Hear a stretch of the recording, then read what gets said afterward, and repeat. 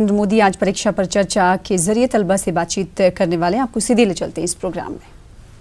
आपका ये दोस्त आपके बीच में है।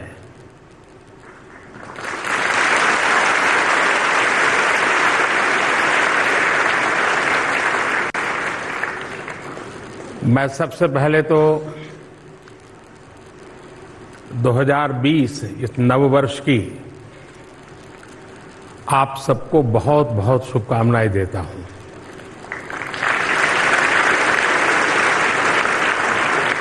और ये 2020 का सिर्फ नया वर्ष ऐसा नहीं है, ये नया डेकेड है, नया दशक है। और आपके जीवन में ये दशक जितना महत्वपूर्ण है उतना ही हिंदुस्तान के लिए भी ये दशक सबसे ज्यादा महत्वपूर्ण है। इसका मतलब ये हुआ कि इस दशक में देश जो भी करेगा उसमें इस समय जो 10वीं 12वीं के विद्यार्थी हैं उनका सबसे ज्यादा योगदान होगा। मतलब ये दशक महत्वपूर्ण बने, नई ऊंचाइयों को पाने वाला बने, नए सपने, नए संकल्प, नए अरमान, नई सिद्धियों के साथ आगे बढ़े। ये सब इस पीढ़ी पर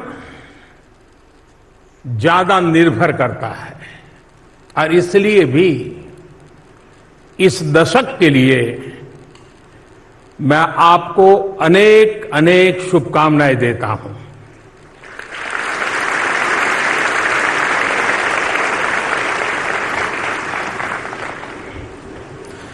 सरकार में बहुत लंबे समय से मैं बंधा हुआ हूं। बहुत लंबे अरसे तक मुख्यमंत्री रहा, तो फिर से आप लोगों ने ये काम दे दिया।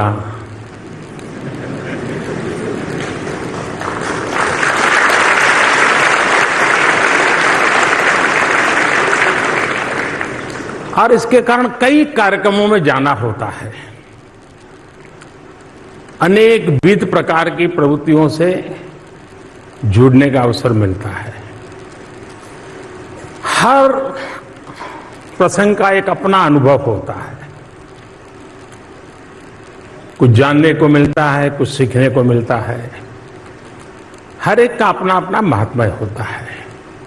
लेकिन अगर कोई मुझे कहे कि सारे इतने कार्यक्रमों के बीच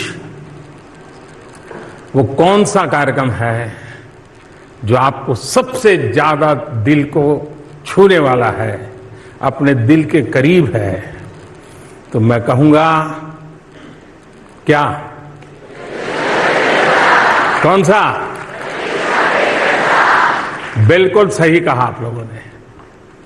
मुझे बड़ा अच्छा लगता है क्योंकि और मैं जब इसकी तैयारी होती है, जब आप लोग कुछ लिख करके भेजते हैं और मैं देख रहा हूं कि देश के हजारों स्कूल, शायद देश का कोई तहसील ऐसा नहीं होता होगा जो इससे जुड़ता ना हो, तो मुझे भी देश के अलग अलग कोने में युवा मन क्या सोचता है, युवा मन क्या चाहता है, युवा मन क्या कर सकता है, ये मैं भली भांति फील कर सकता हूं। मैं अंदाज कर, अच्छा इतना बढ़िया बता रहे हैं ये बच्चे, तो मन को एक आनंद आता है। उसी प्रकार से जब मैं नौजवानों के साथ हैकेथॉन के कार्यक्रम में जाता हूं, भारत का उज्जवल भविष्य कितनी नई इमेजिनेशन के साथ आगे बढ़ सकता है, ये उसमें अनुभव आता है।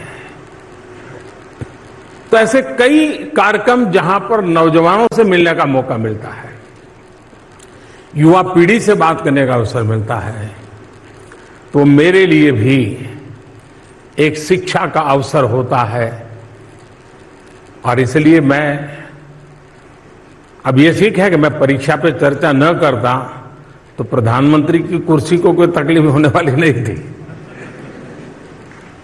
अगर मैं न करता तो कोई अखबार में एडिटोरियल भी नहीं छपने वाला था कि देश का प्रधानमंत्री क्या करता है, ये करता तो है नहीं।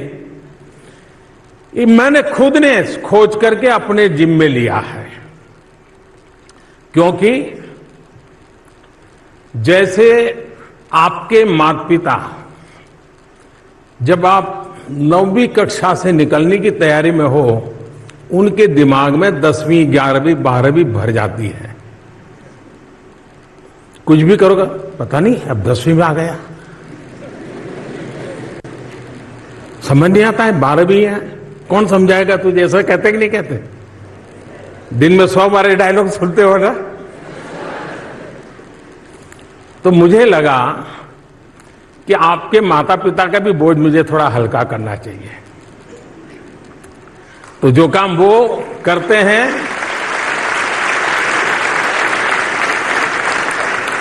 मैं ही सामूहिक रूप से कर लूं, क्योंकि मैं भी तो आपके परिवार का सदस्य हूं।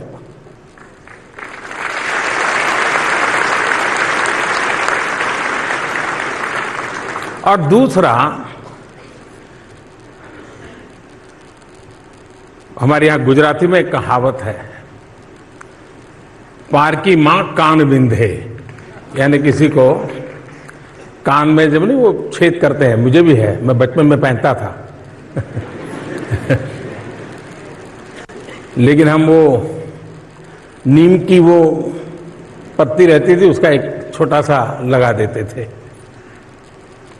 वो लकड़ी होती थी, अंदर मां डाल देती थी। लेकिन घर में जो कहा जाता है, वो मम्मी पापा रोज कहते हैं, यही सुनाते हैं। लेकिन कोई बाहर का कहता है तो कभी कभी वो रजिस्टर ठीक से हो जाता है। हो सकता है कि जो बात आपके माँ बाप करते हैं, आपके गार्डियन, आपके पिता, आपके टीचर करते हैं, वही काम मैं करता हूं, अलग तरीके से करता हूं और अपनेपन से करता हूं।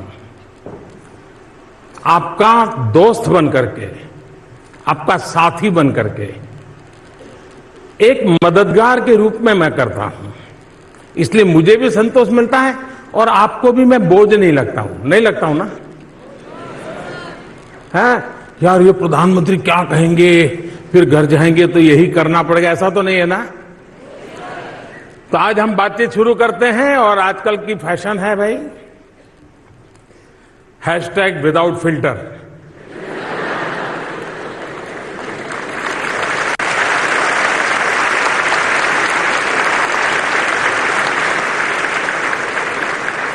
तो हमारे बीच भी हैशटैग विदाउट फिल्टर। जैसे आप अपने दोस्तों से बात करते हैं वैसे ही करेंगे, कोई बोझ नहीं, हल्की फुल्की बातें। गलती भी हो सकती है, मेरी भी हो सकती है, और मेरी होगी तो टीवी वालों को भी मजा आएगा।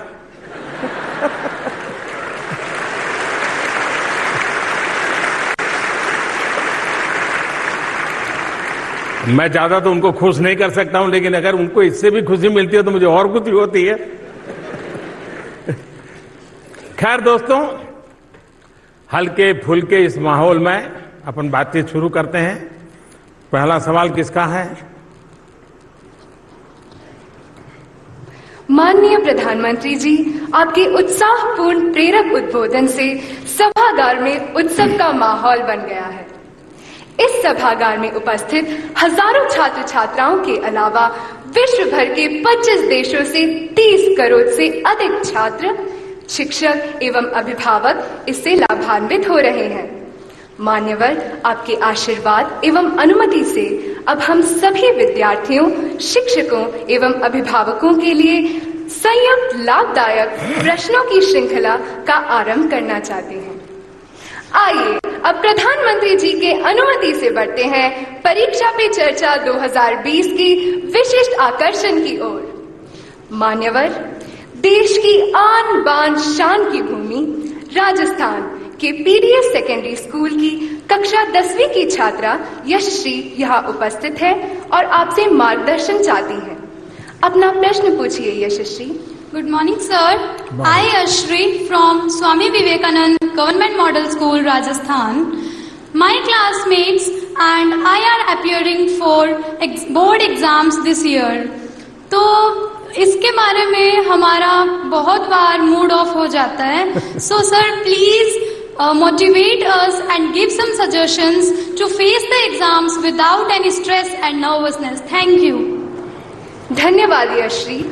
माननीय प्रधानमंत्री जी, यशश्री यह जानना चाहती है कि बोर्ड की परीक्षाओं के विचार उनका मूड ऑफ कर देता है। वह कैसे अपने आप को परिश्रम करने के लिए प्रेरित करे? मैं सोच रहा था नौजवानों का तो मूड ऑफ होना ही नहीं चाहिए।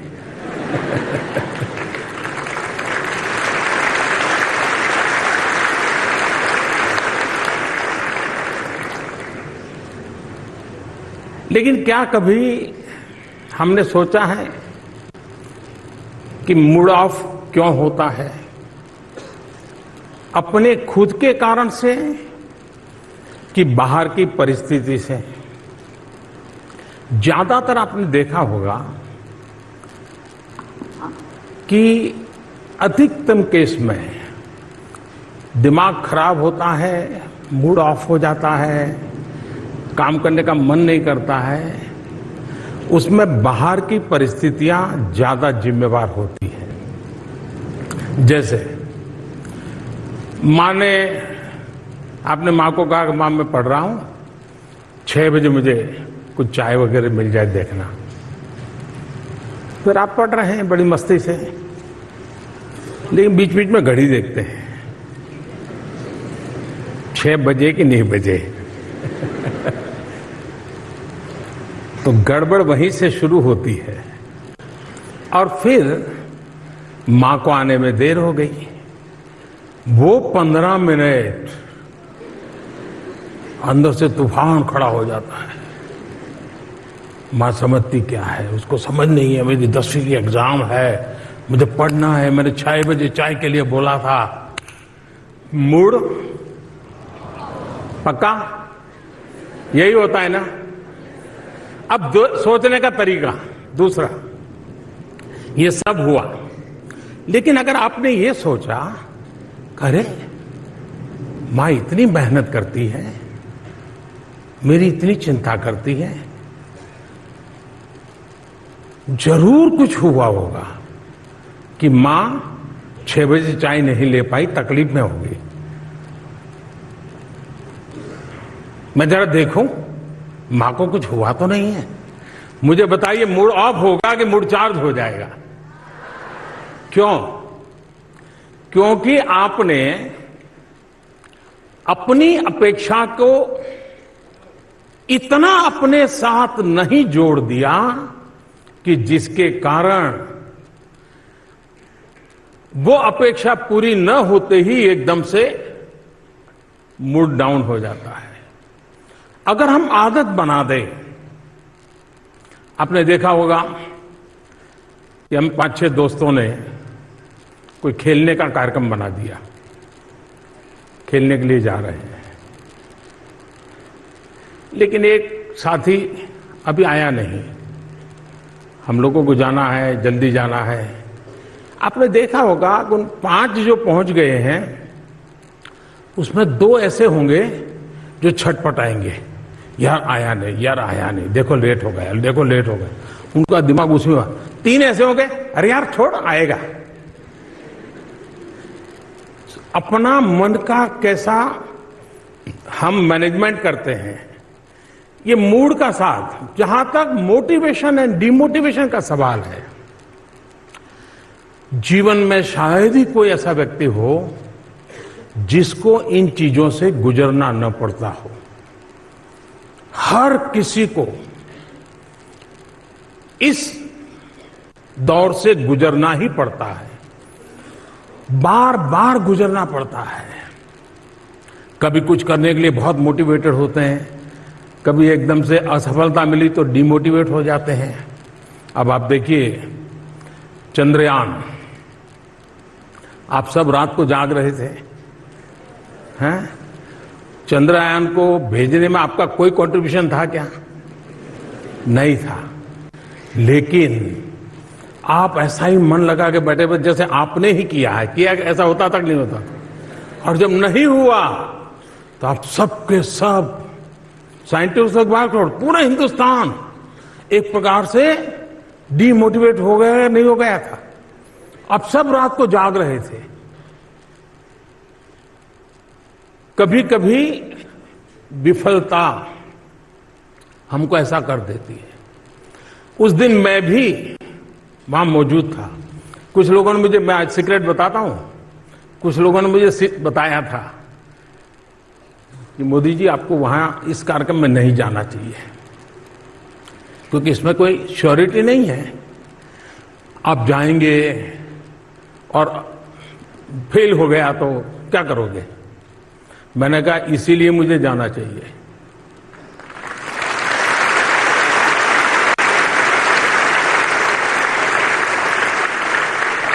और जब लास्ट कुछ मिनट से मैं देख रहा था साइंटिस्टों के चेहरे पर बदलाव दिख रहा है, तनाव दिख रहा है, एक दूसरे की तरफ ऐसे ऐसे देख रहे हैं, तो मैं समझा कुछ अनहोनी, हम साइंटिस्ट तो है नहीं तो पूरा समझ तो आता नहीं था, लेकिन उनके चेहरे से लगा कुछ अनहोनी हो रही है।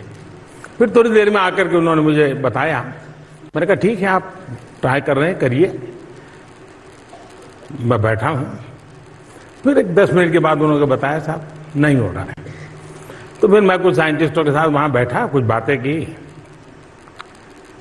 अंदर भी जाकर के थोड़ा चक्कर लगाया, चिंता मत कीजिए ऐसा करके। फिर मैं रात को करीब 3 बज गए थे, मैं अपने होटल पे गया। लेकिन मैं चैन से बैठ नहीं पाया, सोने का मन नहीं करता था।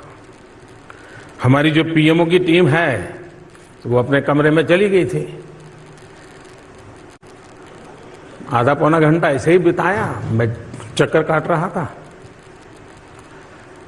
तो मैंने कहा ऐसा करो यार, सबको बुलाओ। तो फिर जो बेचारे सो गए थे उनको बुलाया। मैंने कहा देखिए सुबह हमको जाना है, लेकिन हम कार्यक्रम बदल कर देंगे। सुबह हम जल्दी नहीं जाएंगे, देर से जाएंगे। और इन साइंटिस्टों को रात के 3 बज गए हैं, लेकिन क्या सुबह 7, साढ़े 7, 8 बजे इकट्ठे हो सकते हैं क्या? मैं मिलना चाहता हूं। मैं जा सकता था, सुबह उठ करके चला जाता। और जिस देश में कोई नोटिस भी नहीं करता, कोई जरूरत भी नहीं थी, मैं खुद को समझा नहीं पा रहा था। और इसलिए मैं सुबह उन साइंटिस्टों को फिर से इकट्ठा किया, मेरे भाव मैंने व्यक्त किए, उनके परिश्रम को जितनी सराहना की जा सकती है की, देश के सपनों की बातें की। एक पूरा माहौल बदल गया, और वहां बदला ऐसा नहीं, पूरे हिंदुस्तान का बदल गया। जिस घटना ने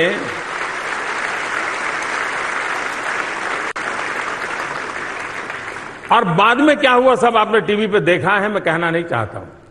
कहने का मतलब यह है कि हम विफलताओं में भी सफलता की शिक्षा पा सकते हैं।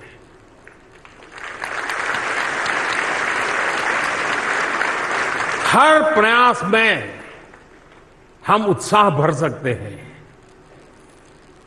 और किसी चीज में आप विफल गए, इसका मतलब ये है कि अब आप सफलता की ओर चल पड़े हैं।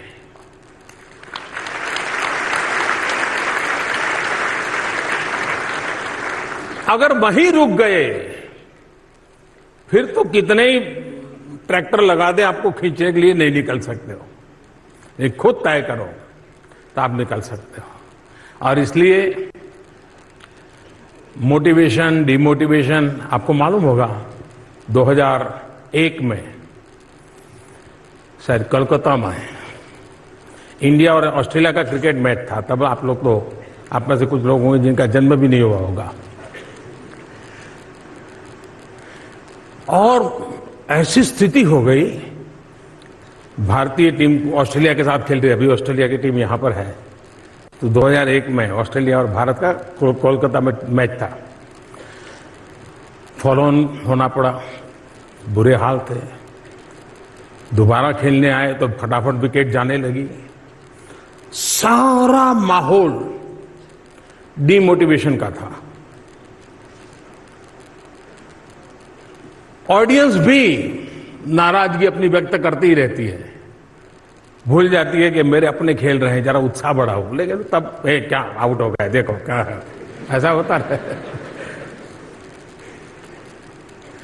लेकिन आपको याद होगा राहुल द्रविड़ और वीवीएस लक्ष्मण, इन दोनों ने उस पिच पर जो कमाल किया, ऐसे धीरे धीरे धीरे धीरे तक शाम तक खेल को खींचते चले गए, सारी परिस्थिति को उलट कर दिया। इतना ही नहीं, वो जीत करके आ गए मैच को।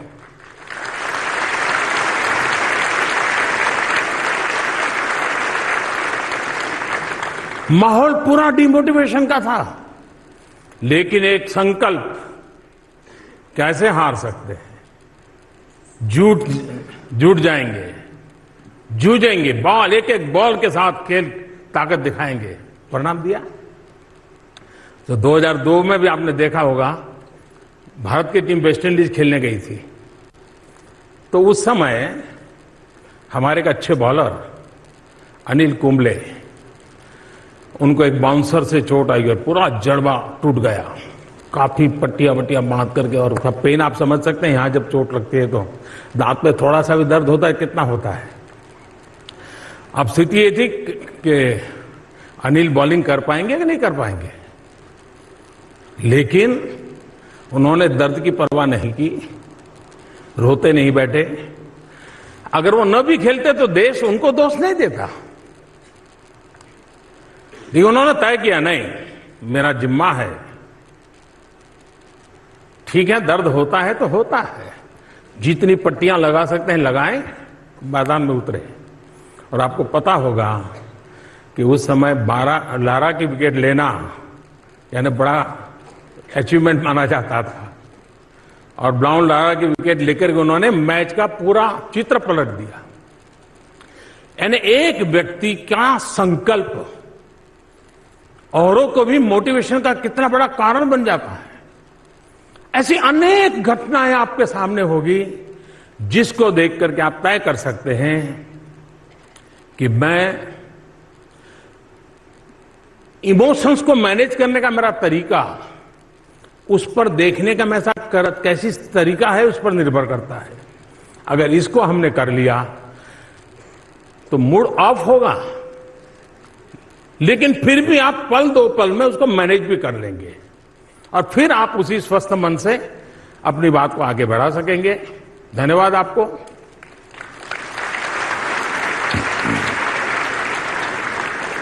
लक्ष्य प्राप्ति में आने वाली सभी बाधाओं का निराकरण आपके वचनों से हो गया माननीय।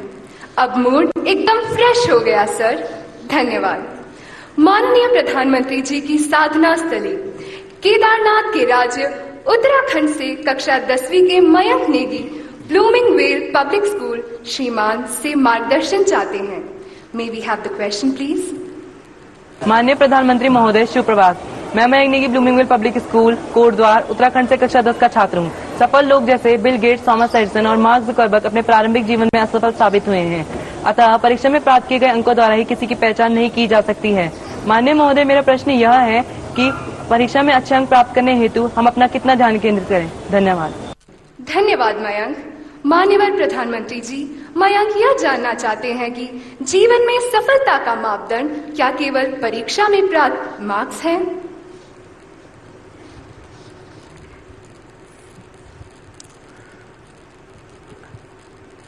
आपकी चिंता सही है, और शायद हर विद्यार्थी को घर में और स्कूल में लगातार इसी का मुकाबला करना पड़ता होगा, क्योंकि जाने अनजाने में हम लोग उस दिशा में चल पड़े हैं हमारी शिक्षा को लेकर के, जिसमें सफलता विफलता का एक टर्निंग पॉइंट कुछ विशेष परीक्षाओं के मार्क्स बन गया है। और उसके कारण मन भी उस बात पर रहता है कि बाकी सब बाद में करूंगा, एक बार मार्क्स ले आऊं। मां बाप भी यही एक एनवायरनमेंट क्रिएट करते हैं, करे भाई पहले तुम 10वीं बढ़िया कर लो, फिर कोई प्रॉब्लम नहीं, तुम्हारा रास्ता साफ हो जाएगा। फिर 11वीं में आएंगे तो फिर क्या, भाई बात बराबर है लेकिन 12वीं बहुत महत्व की है, जरा इस पर जोर लगा दो। फिर कहेंगे एंट्रेंस एग्जाम महत्व की, इस पर जोर लगा दो। उनका इरादा होता है कि बच्चे को जरा मोटिवेट करें, उत्साहित करें, लेकिन किसी जमाने में शायद यह सत्य होगा, आज दुनिया बहुत बदल चुकी है, संभावनाएं बहुत बढ़ गई है। सिर्फ परीक्षा के अंक ही जिंदगी नहीं है। उसी प्रकार से कोई एक एग्जामिनेशन ये पूरी जिंदगी नहीं है, वो एक पड़ाव है।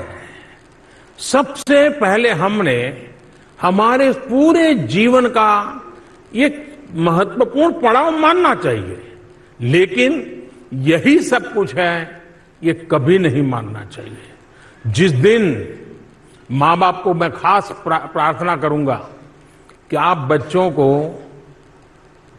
ये नहीं तो बस कुछ नहीं, ये जो मूड बना देते हो, मेहरबानी करके ऐसा मत करो।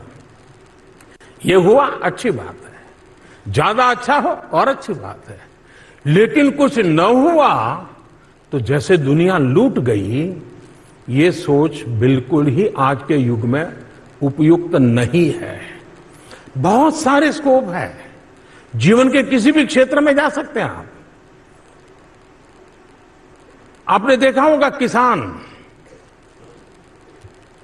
हो सकता है स्कूली शिक्षा बहुत कम हुई हो, लेकिन वो सीखता है, अनुभव करता है, टेक्नोलॉजी एडॉप्ट करता है, शिक्षा की अपने खेती की पद्धति बदलता है, आधुनिक करता है, जीवन को कितना बढ़िया बना देता है। और इसलिए मैं साफ कहूंगा कि परीक्षा का महात्म्य है, उसके बावजूद भी परीक्षा ही जिंदगी है, ये सोच से हमें बाहर आना चाहिए। जीवन में कई प्रवृत्तियां होती हैं, कई चीजें होती हैं, इसको लेकर के हम आगे बढ़ सकते हैं।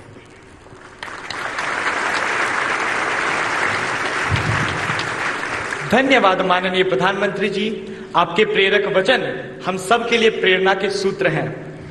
The next question comes from the heart of India, the state of Madhya Pradesh. Prajakta Atankar, a student of class 9 of Kendriya Vidyalaya, Ganganagar Garha, Jabalpur, joins us to ask her question. Could we have the question, please? My name is Prajakta Atankar from Kendriya Vidyalaya, Garha, Jabalpur, MP. My question to Honorable Prime Minister. The balance between co-curricular activities and study is very important, but these activities restrict the children. Is it so? मंत्री जी, इसी से मिलता जुलता एक और प्रश्न है। Government girls senior secondary school number 2 Delhi की कक्षा 9वीं की छात्रा रिया नेगी अपने मन में उठने वाले प्रश्न का समाधान चाहती हैं। रिया सभागार में बैठी हैं। रिया, कृपया अपना प्रश्न पूछें। माननीय प्रधानमंत्री जी, मैं रिया नेगी कक्षा 9वीं की छात्रा हूँ। मैं government girls senior secondary school number 2 में पढ़ती हूँ। मैं दिल्ली से हूँ और मेरा प्रश्न आपसे यह है कि जो छात्र पढ़ाई में बहुत अच्छे नहीं होते हैं मगर अन्य क्षेत्रों जैसे खेल कूद, संगीत इत्यादि में अच्छे होते हैं, वह अब उनका भविष्य क्या होगा, इस पर अपनी राय दीजिए। धन्यवाद रिया। महोदय, एक और भी प्रश्न इसी से मिलता जुलता है। A resident of Hooghly Kolkata, the land of great saint Vivekananda and Nobel laureate Gurudev Rabindranath Tagore, Anamika Bhunia of Jawahar Navodaya Vidyalaya is here with us in the audience to ask her question. Anamika, कृपया अपना प्रश्न पूछिए। Honorable Prime Minister, sir, I am Anamika Bhunia, studying in class 11 science. I am from Jawahar Navodaya Vidyalaya, Hooghly, West Bengal. My question is, how can we make a balance between our extracurricular activities and academic activities? Sir, please give us some suggestions. Thank you. Thank you Anamika. मान्यवर प्राजक्ता, रिया व अनामिका उत्सुक हैं यह जानने को कि पाठ्य सहगामी क्रियाओं व पढ़ाई के बीच सामंजस्य या बैलेंस कैसे स्थापित करें। अच्छा, आप लोगों से मैं एक सवाल पूछना चाहता हूं, जवाब देंगे? आप में से ऐसे कितने लोग हैं जो ये मानते हैं कि कोई भी एक्स्ट्रा करिकुलर एक्टिविटी करता हूं या करती हूं तो मेरी पढ़ाई में नुकसान होता है? ऐसे मानने वाले कितने हैं? कोई नहीं है। अच्छा, जो मानते हैं मेरे लिए पढ़ाई का महत्व है लेकिन जिंदगी को आगे बढ़ाने के लिए अन्य एक्टिविटी भी बहुत जरूरी है, ऐसा मानने वाले कितने हैं? अच्छा, उसमें भी थोड़ा उत्साह कम है। अच्छा, तीसरा सवाल, जो ये मानते हैं हाँ एक्स्ट्रा एक्टिविटी होनी चाहिए और जो समय दे करके रेगुलरली कर